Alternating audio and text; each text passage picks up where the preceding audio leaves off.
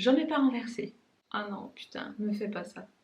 S'il te plaît, me fais pas ça. Si je fais un nouveau format de vidéo, mon gars, c'est pour que tu focuses, tu vois, sur moi. Alors ouais, t'as pas l'habitude, je sais. Mais s'il te plaît, fais un effort. Tu veux que je me mette plus proche? Et comme ça, est-ce que tu fais le focus? Est-ce que tu fais le focus? Bon, c'est bête, je voulais vous parler de mon canapé. Assis dessus, pas par terre. On va faire comme ça. Alors là, je suis vraiment bas par contre, hein. Et attends, je remonte. Allez, suis-moi mon gars, suis-moi. Oui, oui, oui, tu vois, je suis là.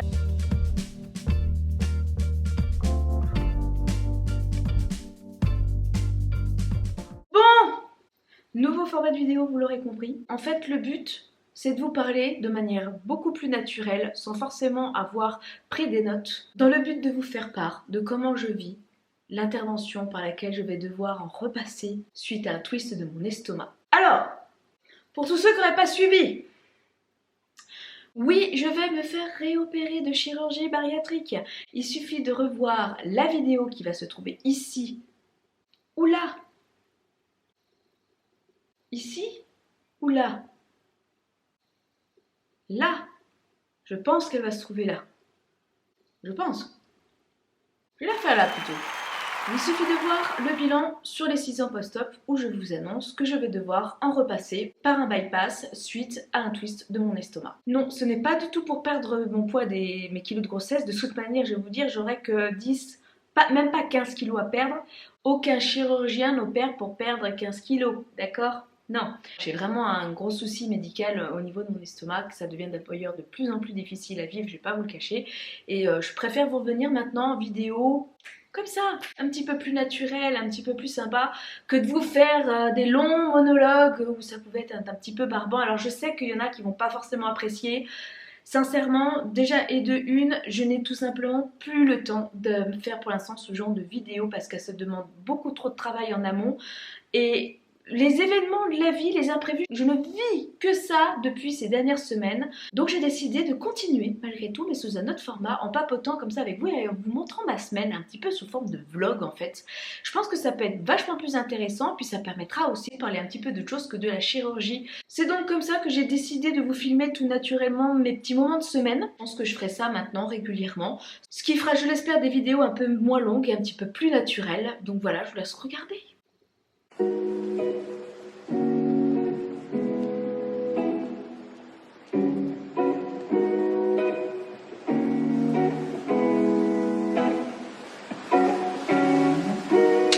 Bon, finalement, je reprends comme ça parce que je me vois plus et je suis sûre qu'au moins je suis pas floue et vous m'entendez peut-être mieux. Donc comme vous l'aurez constaté, c'est au moment où je reprends le boulot et où j'ai fini mes vacances que je refilme. Oui, reprise du boulot et Céline a décidé... Ouais, j'ai décidé. J'ai décidé de me mettre une charge en plus sur les épaules en vous filmant des vidéos. Bien, alors je sais pas comment je vais m'y tenir, ça risque d'être un peu brouillon, mais je crois qu'on s'en fout au final, hein. Donc en fait, ce début de vlog commençait plutôt mal. Ça appréhendait la semaine que j'allais passer. J'ai commencé par des crises énormes de brûlures. Alors je n'ai pas pour habitude de me filmer quand j'ai mal, mais là je m'étais dit quand même que c'était important de vous montrer. Le fameux twist que j'ai à l'estomac accentue les reflux qu'il y a déjà, que la sleeve en fait initie déjà au départ, et les twists accentuent encore plus. Donc vous imaginez bien que parfois c'est très très dur. Et ce jour-là, donc la veille que je reprenne le boulot, est-ce qu'il n'y avait pas un peu de stress ou pas? Est-ce que je présentais pas des choses non plus? Je n'en sais rien. J'ai déjà eu énormément de brûlures. Alors c'est des brûlures, parce que je sais que c'est des questions que vous vous posez, et ça me permet comme ça en vlog aussi de vous y répondre. J'ai des brûlures qui me prennent à n'importe quel moment de la journée, que je mange ou que je ne mange pas, hein. C'est pas forcément lié à la prise des repas. Ça m'arrive très régulièrement la nuit, mais ça m'arrive aussi maintenant en pleine journée, à des moments de stress. À mon boulot, ça peut m'arriver. Ça m'arrive aussi très régulièrement quand maintenant je fais du sport. C'est assez handicapant, c'est-à-dire que dès que je bouge un petit peu trop, ça remonte et ça fait extrêmement mal. Avant, je pouvais gérer, mais là maintenant, ça devient extrêmement douloureux. Je sens que mon œsophage et même mon estomac, c'est vraiment très très à vif, ça brûle beaucoup et ça devient un sacré problème. Quand j'avais vu le chirurgien au début du mois de juillet, il m'avait proposé de m'opérer dès cet été.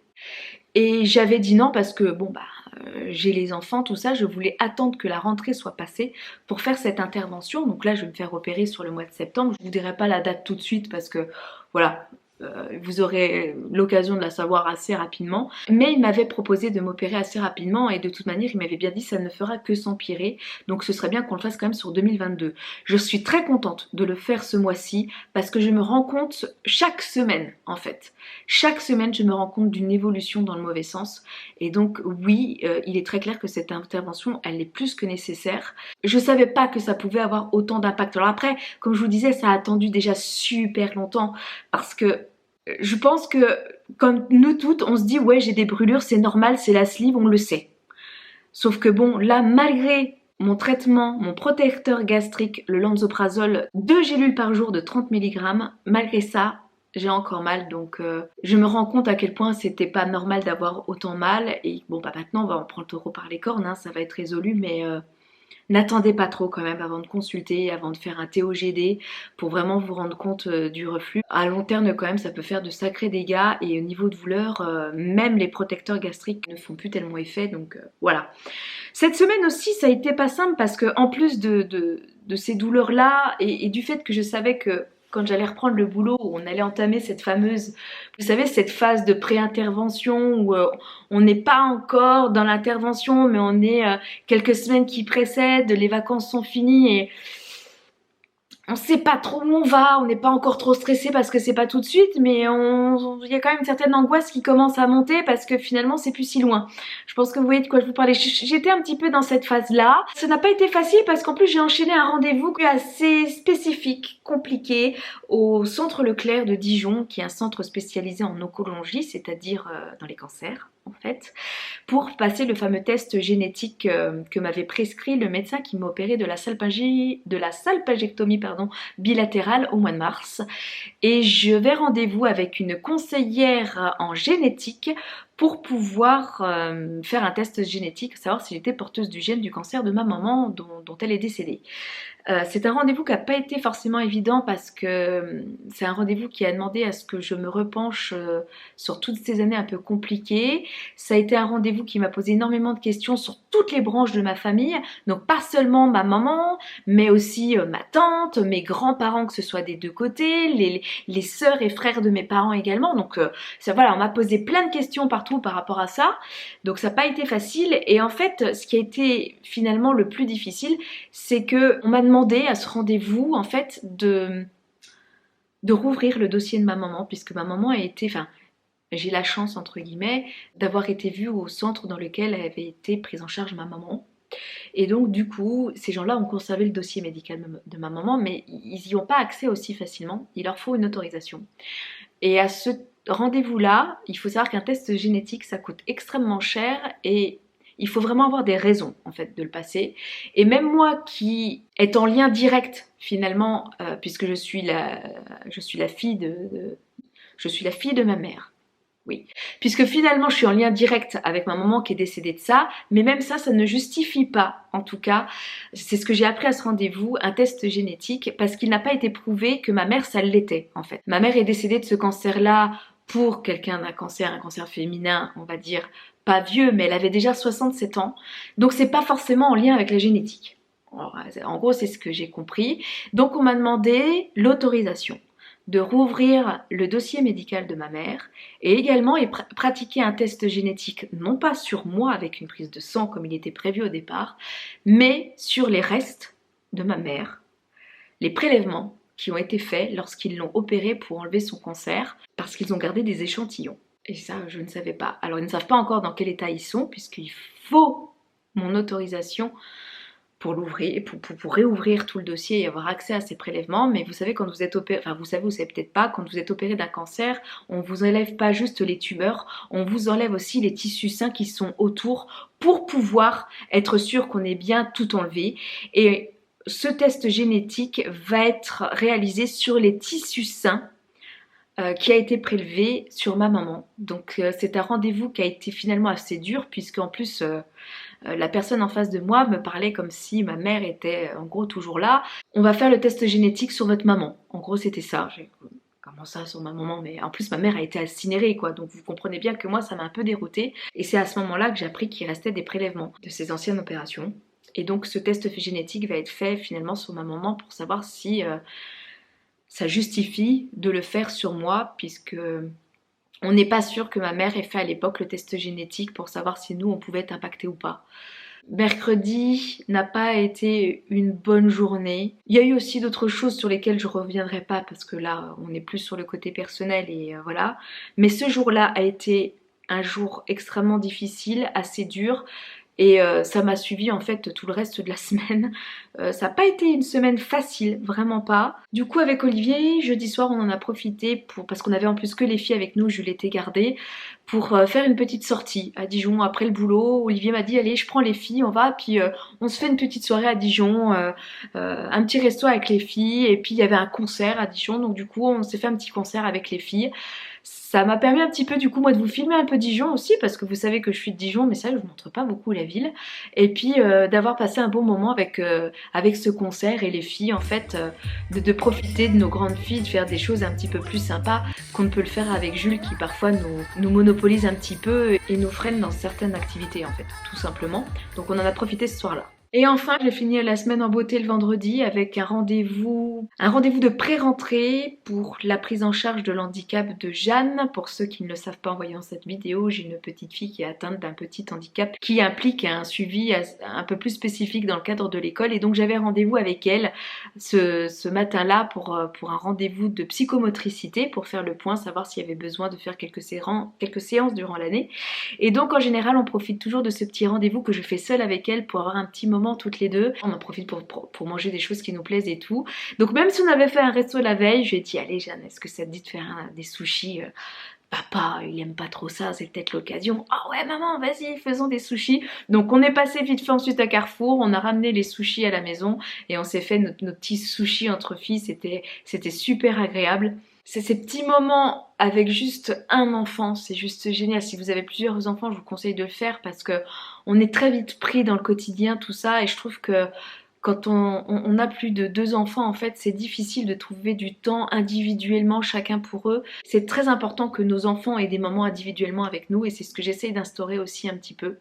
Donc c'était une semaine finalement de reprise assez soutenue parce que entre mon rendez-vous pour le test génétique et le rendez-vous de Jeanne le vendredi, les fournitures scolaires qu'il a fallu finaliser, préparer, voir si tout était bon, ça a été finalement une semaine très très remplie et je n'ai pas forcément eu le temps de beaucoup penser à l'intervention, même si c'est quand même un petit coin de ma tête, parce que vous montrer un petit peu les semaines qui précèdent de mon intervention vous permet aussi de voir comment moi j'appréhende ça. Je sais pas si c'est une bonne chose ou pas. D'un côté, je suis contente d'être très occupée et d'avoir des semaines extrêmement chargées. D'un autre côté, j'aimerais quand même avoir le temps de me poser pour vraiment me dire waouh, là Céline, attends, dans quelques semaines, tu fais resubir à ton corps une chirurgie quand même assez lourde. Il va falloir quand même que tu t'y prépares, quoi. J'ai peur qu'en étant submergée par toutes les tâches que j'ai à faire, en plus, vous savez, cette période de rentrée, on a toujours 1000 choses à faire, de ne pas être assez préparée psychologiquement et en même temps. Ça changera pas grand chose à mes angoisses de cogiter là-dessus. De toute façon, il faut que j'en passe. Mais par rapport à la sleeve, je suis quand même moins sereine. J'appréhende beaucoup plus. Je sais que les effets du bypass sont quand même... Il y a quand même plus d'inconvénients que la sleeve. Et je sais qu'au niveau fatigue, ça peut m'impacter, alors que je suis maman de 3 enfants, que Jules est encore finalement très petit. On est dans une année, comme je disais, très charnière, beaucoup de changements pour tout le monde. Il va falloir quand même que je sois là, présente pour mes enfants, et j'espère avoir la forme de pouvoir être avec eux et de trouver l'énergie nécessaire pour les aider à passer aussi cette transition, notamment pour Jules avec l'école. Voilà, j'appréhende un petit peu d'ailleurs la rentrée de Jules pour pas vous le cacher. Pour lui, ça va faire un gros bouleversement. Il va plus être chez sa nourrice. À l'école, il ne connaît personne, hein. Il n'y a aucun enfant qui côtoie qui va dans l'école où il va. Ça va changer complètement son rythme. Ça s'enchaîne en même temps un petit peu avec mon intervention, où maman va être forcément moins disposée, moins disponible. Il va falloir qu'il s'adapte. Le pauvre, j'ai l'impression de lui en demander beaucoup cette année encore. Il y a un peu de culpabilité forcément par rapport à mes enfants, par rapport à Olivier aussi, forcément, vous en doutez bien. C'est pas facile. Je vous reviendrai aussi en vidéo parce que vous inquiétez pas, hein, c'est pas parce que je vous fais des petits vlogs comme ça que je ne vous parlerai plus de juste de chirurgie. Je vais vous faire des petites vidéos plus courtes avec des thèmes. Comment moi j'appréhende cette intervention, comment l'a vécu mon entourage, les symptômes que j'ai eus et qui m'ont fait tilt, qui m'ont dit qu'il y a un truc qui n'allait pas. Je sais que c'est une question qui revient souvent. Les éventuels examens et les rendez-vous que j'ai dû passer avant de refaire cette chirurgie. J'en ferai juste des vidéos dédiées pour que vous ayez pas forcément regardé ces vlogs. Je ne sais pas encore, d'ailleurs vous pouvez me donner en commentaire vos avis si ce genre de vidéos vous avez envie de les avoir en petit format sur YouTube ou sur Instagram, sur mon compte public Céline Sleeve. Ça permettra peut-être aussi aux gens sur Instagram de pouvoir suivre un petit peu tout ça et d'avoir réponse à ces questions-là. Un format de vidéo là pour le coup beaucoup plus court. Voilà. Sur ce, je vais vous laisser sur cette semaine relativement chargée. J'espère vous retrouver, avoir le temps de vous faire la semaine prochaine. Voilà, chaque vendredi, je pense que on fera le point ensemble jusqu'à l'intervention et puis après, parce qu'en plus après j'aurai plus de temps, vous verrez comment un peu je le post-op et je me dis que de vous partager ça de manière un petit peu plus naturelle, un peu sous ce format-là, ça peut être sympa. Allez, sur ce, ça fait déjà une longue vidéo toujours, je pensais que ce serait un format tout plus court, mais voilà. Je vous fais à tous de gros bisous et je vous dis à la semaine prochaine. Ciao!